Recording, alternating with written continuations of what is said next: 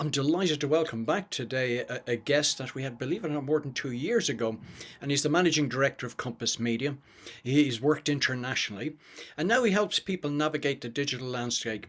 I'm glad to bring back and reintroduce Alan Hennessy, the digital mentor to you and your business audience. Hi, Alan. How are you, Alec? Great to see you. How are you? How are you getting on? I'm fantastic, thanks. And when I was just looking back, my goodness, I can't believe it. It was a month into COVID when we last spoke, and I thought, Mm. wow, that time. I'd like to say it went very fast, but in some sense, it hasn't. Yeah, I suppose. Well, in some ways it has. In some ways, as you say, it hasn't. You know what I mean? But yeah, it seems like an eternity ago. But Yeah, yes, it only still feels like yesterday. yeah. Well, I had to catch up with you because I remember we went back to your school days then, and I'm not going to take you all the way back again. And I know you're involved in warehousing and logistics, and then you got involved in sort of digital marketing. So perhaps you might pick up the story. What sort of impassioned you for digital marketing? My goodness, I'm losing my teeth here and all. I think it was just the fascination with online and being able to talk to anyone around the world. And I think it was just the whole idea of a whole new way of marketing. Well, like we've spent so many years traditional marketing, and then sort of the explosion of digital, it just excited me, and I just thought, this is really where I want to be, because it fascinates. It's a fascinating area of marketing now, the Right. way it is. Mhm. I mean, it was new, and you've been at it for so long now. But talk about your sort of entrance into it. Obviously, the passion was there, but so where was the starting point for you to get involved? Well, I suppose well, it goes back to building websites and coding them. To be honest, yeah, and All right, like that was that, because there was no such thing as WordPress or Wix or any of these softwares now. Back then it was all HTML, so it was all coded. So it gives you a great understanding of what you can do, and even still to this day, you'd still use a certain amount of coding. And then I suppose when social media took off, and back when there was MySpace and Bebop or Bebo and all them other bits and pieces, and then right. just Facebook exploded, and then as you know, the story went on from there, and we're now in a world of social and digital marketing that's fantastic for people Right. to connect. You know. Well, I mean, I suppose I'm probably on the opposite side. I suppose social media is a bit like Marmite, isn't it? You've got those who love it and those who don't. Well, to be honest, yeah, well, I agree with you in some sense. In some senses, there, yeah, you either love it or you hate it. But it's not until people see the benefits that they can get from it that they realize that it's just another, it's another piece of their business. It's another way of getting their message out there. And when they understand, and I always say to people when they start using social media, don't be trying to be everything to everybody, because you're not, and you never will be. Be where your customer is, be where the client is, be where your potential audience is going to be, and concentrate on that first and get good at that, and then build out from that. So Right. I mean, there'd be a lot of business owners out there listening, and they're thinking to themselves, "My goodness, we've got LinkedIn and Facebook and TikTok and all of these places. Do I need to be on them all?" Maybe you might give some guidance to people on, who should be considering what. well, like, you think about it, like, LinkedIn, like, when people talk to me and they say, what's your favorite social media platform? Obviously I'm on them all. But if someone sort of said to me, which would be your main social media platform, it would probably be LinkedIn and Twitter. They're probably the two ones that I would spend most of my time on. And when we look at social media, and for people who are starting out, or people who are in business, or are trying to get into the social networks and stuff like that, is where I always go back to the very start and say, where is your audience? Where is it Right. the people that you want to do business with? Are they on Facebook, or is it a bit more relaxed, or are they on Instagram, or are they on LinkedIn? And wherever that audience is, so like, you take a sort of a service industry that's going to Sure. be wanting to get in front of people. Well, LinkedIn, Twitter, places like that are really going to help you. But if you're selling to a customer, as opposed to a B2C, It's Yeah. definitely going to be more Facebook and Instagram. And then, sort of TikTok has grown, and it's grown exponentially over the last couple of months. And it really, really has taken off. And I see a lot of corporate businesses actually on TikTok Right. using that platform. But I would always sort of say is to go where your audience is. So for instance, and I would say for yourself, Alec, it's probably the likes of LinkedIn, Right. because the entrepreneur, the people that you want to be talking to, that's where they're going to be. That's where they're going to spend most of their time. And that's not saying that they're not using the other platforms, but they're using the other platforms when they're sitting on the couch watching TV. Whereas with LinkedIn, they're probably there to do business. That they're looking for clients. They're there looking to build, collaborations, and and find out more information about different companies. So really, that's a really key area to be looking at. So would it be fair to sum up that if you're in sort of professional services, or for example, if your audience is particularly a business to business audience, LinkedIn would be the primary source of where you should be focusing your attention? Definitely, definitely. And I would also be looking at the types of Twitter. And a lot of people sort of go, well, why would I be on Twitter? Because Twitter's moved so fast and I don't really need to. But you think about it, if you're trying to get in front of a customer, you have to be connected on Right. LinkedIn to that person or to that company to start, having any conversations with them.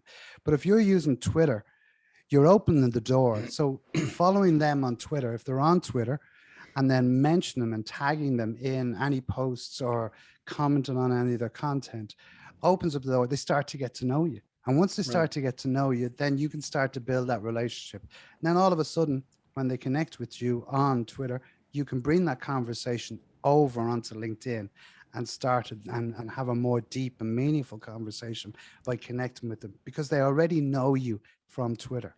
So, Right. It's interesting in terms of Twitter.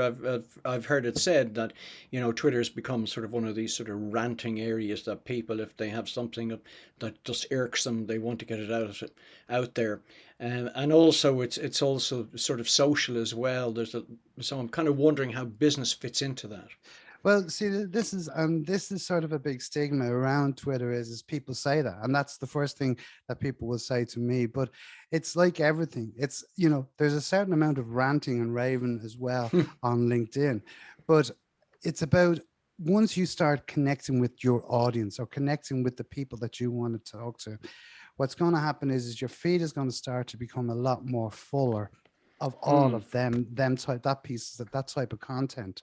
Yes, okay, you will get the usuals, you'll get the ranting, you'll get the social stuff, you'll get the other bits and pieces as well. But at the same token, as you start to use it more and more, if you look at your LinkedIn profile, for instance, 90% of the LinkedIn profile, the LinkedIn content Hmm. that you're seeing is directed towards you, because that's what the platforms are doing. They're Sure. directing the information that you want to see, that they think that you want to see. So that's where the same with Twitter, they'll do exactly the same with that. And that's where you will get more meaningful conversations. Plus, there's so many different opportunities to join, to follow hashtags and stuff like that that are in your industry. That type of the type of say. So for instance, I could be following digital marketing Sure. tip, and that's just using one for instance. It could be anything, you know. Right. It's quite interesting. You were saying to people following. One of the questions often asked around LinkedIn is, should I accept every invitation out there, and should I be sending out more and more invitations? There's sort of two sides of that argument. I'd be interested in your perspective of that. With regards to should you accept every invitation, I'm going to be straight up and say no, Right. not at all. And the reason I say that is because if you think about this, and I try and equate everything back to real life, that if you go to a networking meeting, you're not going to like everyone, you're not going to connect with everyone, you're not going to have an interest in conversations with people that are not in your sector. Okay, there's a lot of people out there, especially on LinkedIn, that will connect with you because they see that you do a certain job and they're going to try and sell you something. Okay, you very quickly wean them out. Okay. So what Yeah. I would be is be selective. I know when we all start on LinkedIn, and I know I did, I'll hold my hand straight up is I connected with everyone and anybody. But about 2 or 3 years ago, I done a cull on all my Mm. connections, and I went from something like 10,000, connections on LinkedIn down to I think it was around about 2,500. So I Right. Okay. really, really cut out. But I cut out people that were not going to be beneficial for what I was doing on LinkedIn. So now I have a really good audience and a really good following and a really good connections with people that matter and people that can help me, or I can collaborate with, or I can, hopefully do some business with going down the road. So I think it's very important to understand who you connect with and look at the reasons why you're going, why you want to connect with them, or why they want to connect with you. Think about this, and this is a tip that I always give to people is when someone comes along and wants to connect with you on LinkedIn, Right. look at who they're connected to. So Oh yeah. who are their third party, who are their second connections, right? Because they may be people that you are trying to get in front of, which may help you if you ask them for an introduction to this person. So always look at your second degrees, and it's really important to do that. Right. And if you're just joining us now, you're listening to me, Alec, through on 103.2 Dublin City FM, where my guest today on You and Your Business is Alan Hennessy, the digital mentor. Um, I know we're focusing a bit on LinkedIn, but I think that there will be a commonality across many social media platforms, Alan, like frequency of posting, frequency of content. Do you want to talk a bit about that? Well, frequency of content, I suppose the way I would say my answer to that would be, Alec, is to be consistent. Right. You don't like, look, you don't have to be posting every day of the week. Some people do, some people like to do that. Some people find it very interesting and they find it very beneficial for the business, but you don't have to do it every day. You know, think about it this way. If you were to do it maybe twice a week, what you're Right. doing is you're building that consistency, but you're also, top of mind. And I always say top of mind is tip of thumb. It Right. really is. It's so important. But what you're doing is you're showing people that you're active on the platforms. And this is across all of the social platforms. It doesn't necessarily have to be LinkedIn, doesn't necessarily have to be Twitter. It can be whichever ones, the Instagrams, the Facebooks, whatever it is. But you're showing your consistency, because there's nothing as bad as if someone reaches out to me and to connect with me on LinkedIn. And I go in, the first thing I'll always do is look at their profile. I look at who they are, Right. what they do, but then I'll also look at when do they, how often do they post on LinkedIn. If I see something that's a month or 2 months ago that they've posted and they haven't posted since, and go, well, you're not really on the platform, Mm. so is it much point in me actually connecting with you here? Right. So think So about it, that consistency is key. right. I mean, that's interesting. In terms of businesses, and I know you help businesses out there in terms of creating marketing strategies. What about those who are starting off? And let's take professional services just as one example, because we've sort of identified LinkedIn. If you were starting with a company that has little or no exposure on LinkedIn, what would be the sort of just basic plan of getting them out there and up and running? Well, the first thing I would look at would be the goals and objectives. And Right. that's the key. And that's the key to this, because is what do you want to achieve by using the LinkedIn platform, or by any of the platforms for that matter. But the goals and objectives would be the first thing. And if we're talking specifically about LinkedIn, I would be starting with the person that I'm talking to, and saying, okay, your profile, because your personal profile is, it's a whole way of introducing you to the world.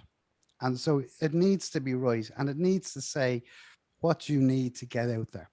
So tell people about your experience. A lot of people, when they write on their LinkedIn profile, is they write it in the third person. They go, All right. Alan is, All right. well, you've got to remember, this is and I specify your LinkedIn profile. So it should be I am, as opposed to Alan is, type I of know thing. what you So mean. it's Yeah. very important to do that. But and showcase what you've done. You know, So, especially with the Irish, we're terrible at bragging about ourselves. We're terrible at Right. talking about ourselves. But you need to do that because people want to know. They want to know what your credentials are. They want to know what your expertise is. They want to know what your interests, your hobbies, what your skills are. A lot of people just put up, 3 or 4 skills. Put up as many as you can. Put up the ones Sure. that matter, because always what will happen is put your top 5 skills up on the top. That there will automatically will start getting people interested, and then people that know you will start, asking them for the recommendations, asking them to, give you testimonials on your LinkedIn profile. It all adds. So starting out there, and then I would Right. start is to look at people that you want to follow or that you want to engage with, and start engaging with their content. Don't go straight in for the kill and say, I want to Yeah. connect with them. You need to start building relationships. I use the term, if we walk into a networking meeting, I walk straight up to you, Alec, and I say, sign this contract, you're going to go, who are you and Yeah. what do you want? Whereas if I walk in and I say, hi, Alec, I'd like to talk, love to have a chat with you, what do you Hmm. do? Having that conversation, building that rapport, building that relationship, that all builds. Then I can turn around maybe 2 or 3 weeks' time and say, now, would you be interested in signing this contract? You're now more open to talking and business way that way. So, plus as well, you're trying to get in front of people. If you start Right. engaging with them and liking their content, sharing their content, and tag them. This is a big thing that people don't do. Tag these people in that they know that you're sharing their content. You'll be amazed at the actual the notoriety and the visibility that you'll get from doing this, because what happens then is you become an influencer in your own field. Now a lot of people say, an influencer is someone with Right. 50,000 followers. An influencer, we're all influencers. We're Right. influencers at home, we're influencers in our friends, our family, our business colleagues. All of these people are, we're influencing them on a daily basis. So you become an influencer when you start sharing people's content, and if Right. people like it, they're going to come back for more. Yeah, certainly. We're talking about LinkedIn, but we're going to move on to some other things in a minute. But just to say that what I'm hearing fairly much is it's really the sort of the golden rules of networking, where you need to be interested in the other person. You can't be going in trying to sell them stuff because people just don't want that. They want to Mm. build rapport and trust with people. Yeah. And I think this is the thing where, especially with social media has changed, and especially in the last few years since we've last talked, social media has had a dramatic shift in the way people are using social now. They're now no longer using it to sort of, oh, well, it's all about business. They're building relationships, they're talking. And it's becoming back to what it originally was, as a social network, a social part of life, that people are starting to use that, and they're starting to see that. And, there's a great book by Mark Schaefer called The Most Human Company Wins. And he talks Right. about that. And it's literally, that's exactly what we're talking about here, is the most human company wins, because people want to know who people are. They don't want a faceless website anymore. They don't want a Sure. faceless social media. They want to be able to connect with the people. Now, I know there may be people out there that might say, oh, well, I don't want to be, my business is whatever it is. But at the end of the day, if you're going on to social media, why are you there? You're there to do business. You're there to connect with people. In the real world, we meet clients, we talk to them, we build a rapport. There's no difference. All we're doing is we're just shifting it online. As I always say, there's Right. a person at the end of every computer. Right. And if you're just joining us now, you're listening to me, Alec Drew, on You and Your Business, where my guest today is Alan Hennessy, the digital mentor, and we're on 103.2 Dublin City FM. Just as we explore a bit more around the whole world of digital marketing, I suppose we wanted to talk about some of the other social media channels. Tell us what are the ones that are probably most prevalent and upcoming these days. Well, a lot of it is Instagram and TikTok. Instagram has become huge. It's really like it's been there for a good while, but it's a really Sure. really powerful platform, and especially with regards to, you know stories and stuff like that that are on Instagram, they're getting a lot more reaction. And especially with Instagram, I know we all know Facebook took them over, so they're now trying to really build out on that. So Sure. Instagram is a really, really good platform to be on, and it's a very visual platform.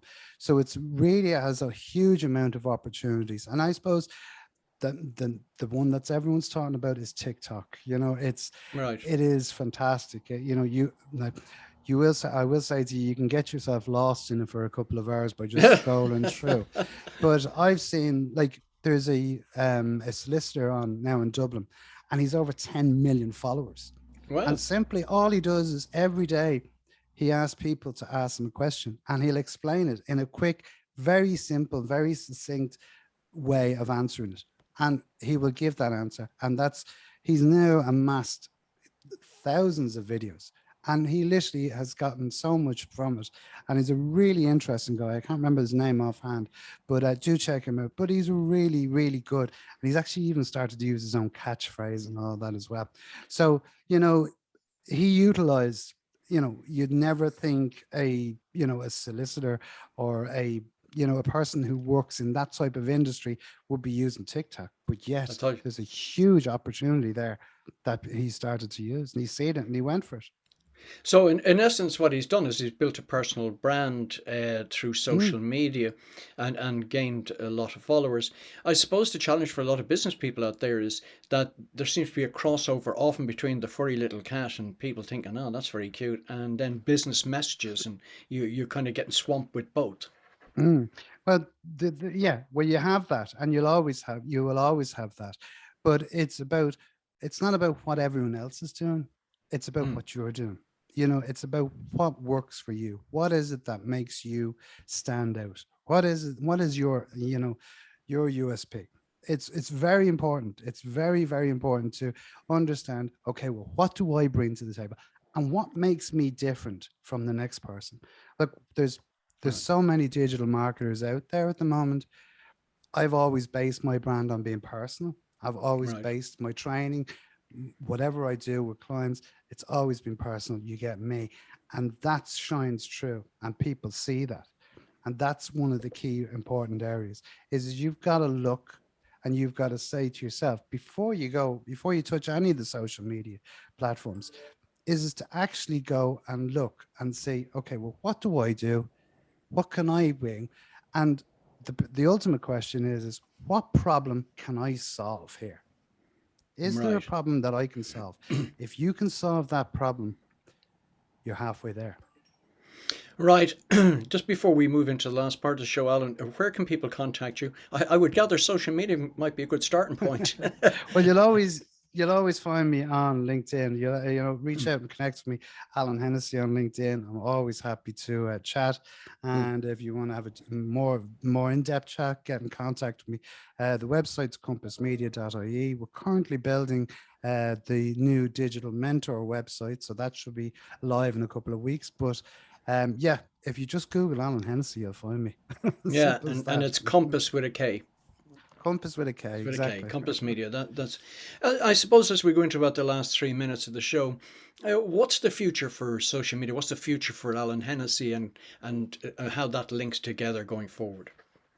Um, well, I suppose the future for social media is I think it's just going to become a lot more personal. It's going to become a lot more relationship based. It's going to become a lot more, interactive with people that are talking to each other and connecting with each other. So that's one big thing that I've seen, and that's the shift that I've seen over the last year to 2 years.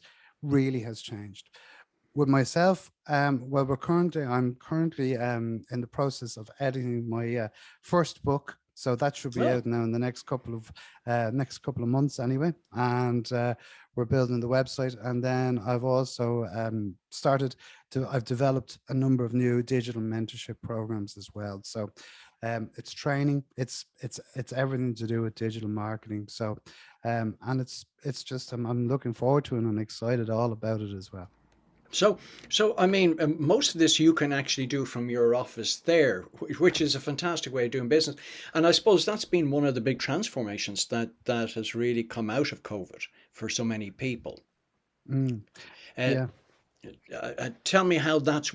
I mean, it's obviously favored you very well. Mentally, how have you coped with that? Because not everybody is able to work on their own. But I think, yeah, I've been very fortunate, and well, I've done this for the last 10 to 15 years, so I'm well used to working Right. from a home office. But I know a lot of people, they did struggle with that at first to get to grips. But I think what it's done is it's also, especially with employers, it has made them realize that, yeah, well, look, I don't need to have an office, or I don't need to have a big office with people coming in every day. People are working from home, and they're working very okay. At the start of it, people were saying, oh, this is great, I don't have to, I can just put on a shirt and still wear my pajama bottoms on the bottom Yes. on the Zoom meetings. But I think people started to soon realize and say, no, look, I need to work. I need to do something that's going to stimulate me mentally. And I think they started to get into it. And then the productivity rose. Like, I talked to one company owner a couple of months back, and he says the productivity from people working from home and working their hours has Right. just increased our business exponentially. So, it does work, and I think it does work. And this system has always been there. It's just people have been afraid to tap into it. And I think there is a lot of, good points. I think the only bad points I would say is to make sure you do get out and you do give yourself space and switch off your computer out, work your 8 hours or work whatever time you're going to do, but take that time and turn that computer off, turn it off, and walk away from it and enjoy your life, because you've done it before. There's no reason why you can't do it again. You have to have a shut off point every day, and that is going to help you.